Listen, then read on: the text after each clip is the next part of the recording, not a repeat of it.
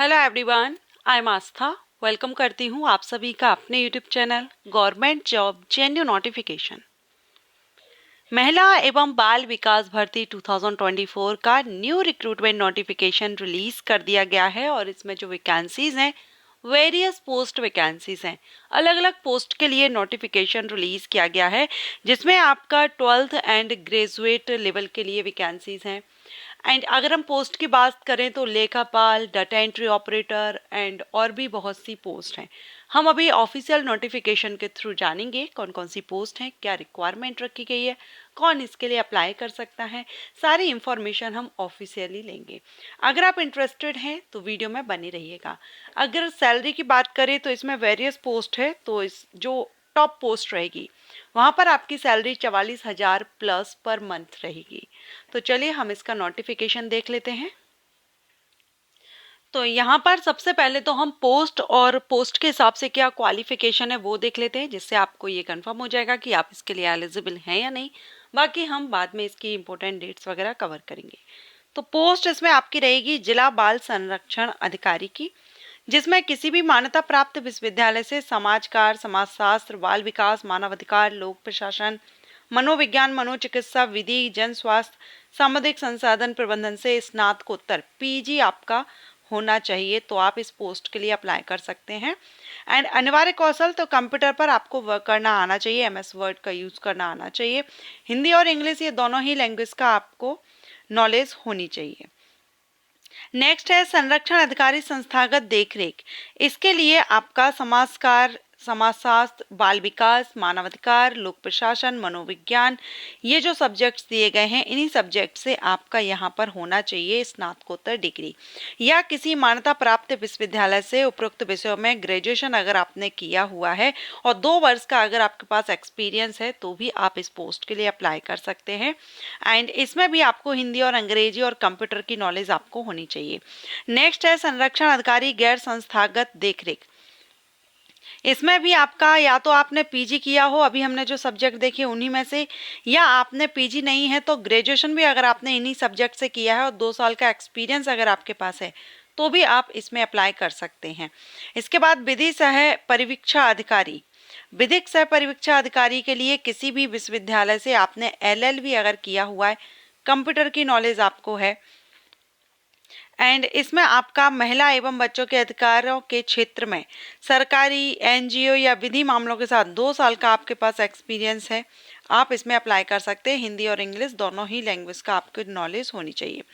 परामर्शदाता, किसी भी मान्यता प्राप्त विश्वविद्यालय से अभी हमने जो सब्जेक्ट देखे उन्हीं सब्जेक्ट में आपने अगर पीजी डिप्लोमा या ग्रेजुएशन किया है, साथ में काउंसलिंग और संचार में पीजी डिप्लोमा किया है, तो भी आप इसमें अप्लाई कर सकते हैं। 1 साल का कार्य अनुभव यहाँ पर रखा गया है।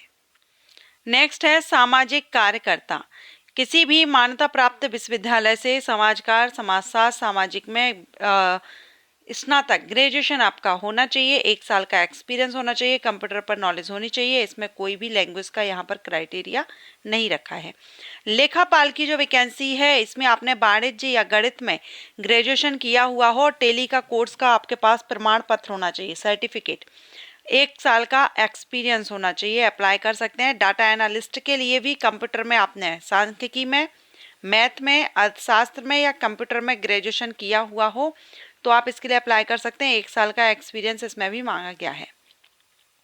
सहायक सहायक डाटा एंट्री ऑपरेटर, इसके लिए 12वीं पास कैंडिडेट अप्लाई कर सकते हैं। कंप्यूटर में आपका 1 साल का डिप्लोमा या सर्टिफिकेट आपके पास हो, 1 साल का अनुभव यहाँ पर मांगा गया है। आउटरीच वर्कर के लिए 12th पास कैंडिडेट अप्लाई कर सकते हैं, इसमें भी 1 साल का एक्सपीरियंस मांगा गया है। तो सभी में जितनी भी पोस्ट है सभी में एक्सपीरियंस मांगा गया है। और ये जो भर्ती है ये संविदा भर्ती है, आप किस स्टेट से है तो ये छत्तीसगढ़ स्टेट से नोटिफिकेशन रिलीज किया गया है। और इसकी जो अप्लाई करने की लास्ट डेट है ये है 28 नवंबर 2024। 28 नवंबर 2024 तक आप इसमें आवेदन कर सकते हैं। ये इसकी ऑफिशियल साइट दी गई है, इस साइट से आपको यहाँ पर जो विज्ञापन का प्रारूप है वेबसाइट से आप अपलोड कर सकते हैं। और ये जो आवेदन है आपको ये यहाँ पर जिले के जिला कार्यक्रम अधिकारी, जिला महिला एवं बाल विकास अधिकारी कार्यालय के विकास विभाग को प्रेषित करना होगा, जिस जिले से आप आवेदन करना चाहते हैं। जैसे कि देखिए बलौदा में कितनी, वालोदा में कितनी वैकेंसीज हैं, किस किस पोस्ट के लिए, वो आप यहाँ पर देखेंगे।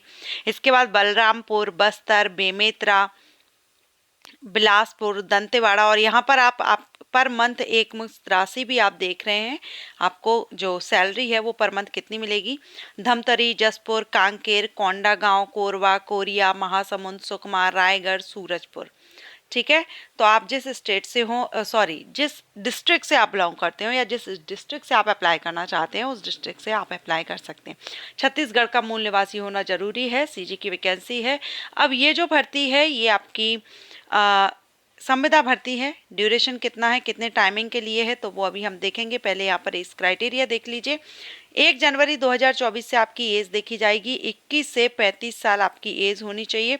बाकी कुछ कैटेगरीज में अगर आपको छूट मिलती है तो 45 वर्ष तक आपको छूट मिल जाएगी।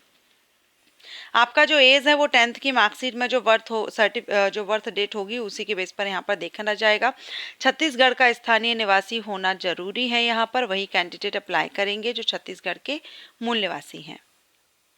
अब ये जो संविदा भर्ती है ये 3 साल के लिए यहाँ पर आपकी की जा रही है।